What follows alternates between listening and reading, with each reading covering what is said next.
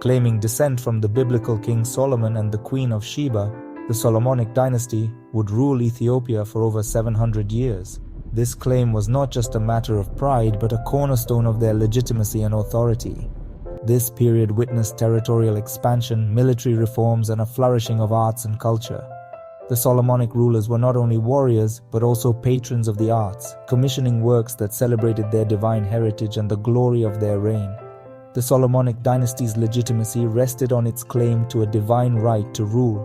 This divine right was reinforced through religious texts and ceremonies that linked the rulers directly to the biblical figures of Solomon and Sheba.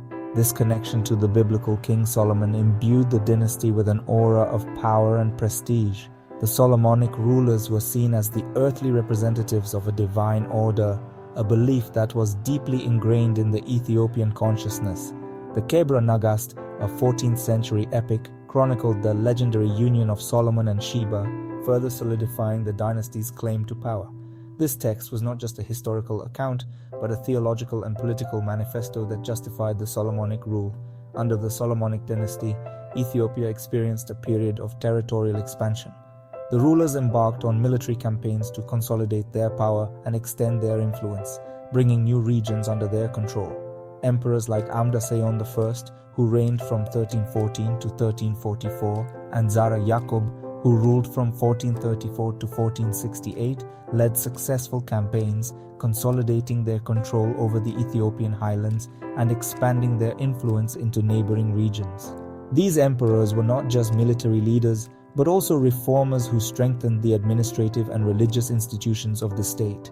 This expansion brought Ethiopia into closer contact with the Islamic world, leading to both conflict and cultural exchange. The interactions with Islamic states and traders introduced new ideas, technologies, and cultural practices to Ethiopia, enriching its own traditions and contributing to its development as a major regional power. Religion played a central role in the Solomonic dynasty's rule. The Ethiopian Orthodox Church was a key ally of the state, and the emperors often portrayed themselves as defenders of the faith. This relationship between church and state helped to unify the country and legitimize the ruler's authority. The Solomonic rulers commissioned the construction of churches and monasteries, many of which still stand today as testaments to their piety and architectural ingenuity. These religious structures were not only places of worship, but also centers of learning and culture.